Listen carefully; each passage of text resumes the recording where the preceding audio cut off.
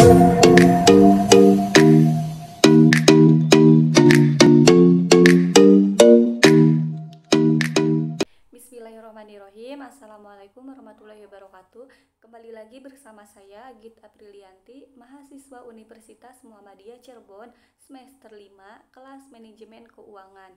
Di sini saya akan menyampaikan materi tentang manajemen krisis untuk memenuhi salah satu tugas mata kuliah Manajemen Isu dan Krisis.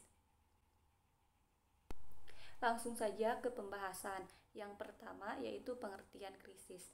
Krisis adalah suatu keadaan atau kejadian ataupun dugaan yang mengancam, yang akan berdampak atau merusak reputasi suatu individu ataupun organisasi.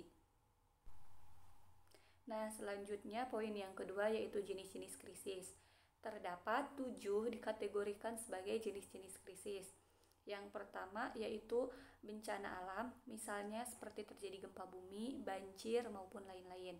Yang kedua, teknologi krisis seperti kesalahan penggunaan teknologi. Yang ketiga, konfrontasi, misalnya terjadinya sabotase. Yang keempat, kedengkian, misalnya terjadi korupsi di dalam suatu perusahaan. Yang kelima, krisis karena adanya manajemen yang buruk. Yang keenam, krisis karena adanya penipuan. Dan yang ketujuh, kesalahan dalam manajemen. Nah, selanjutnya poin yang ketiga, anatomi krisis ataupun tahapan krisis.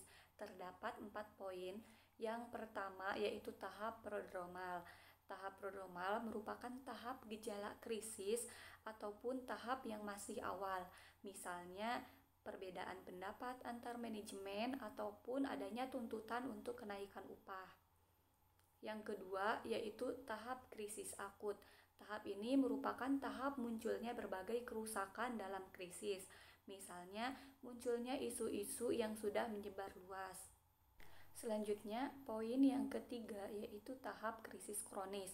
Nah, pada tahap krisis kronis merupakan tahap yang tidak bisa diprediksi kapan krisis ini akan berakhir. Suatu perusahaan akan melakukan reformasi melalui berbagai kebijakan.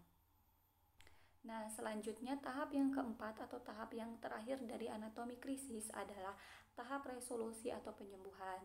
Tahap resolusi adalah tahap penyembuhan atau pemecahan suatu masalah dalam suatu krisis, di mana suatu perusahaan berusaha untuk keluar dari sebuah krisis ini.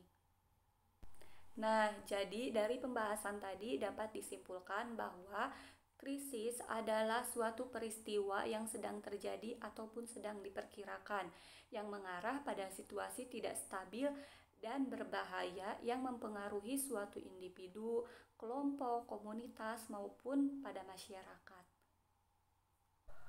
Mungkin cukup sekian materi yang dapat saya bahas. Kurang lebihnya saya mohon maaf. Wabillahi taufiq wal hidayah. Wassalamualaikum warahmatullahi wabarakatuh.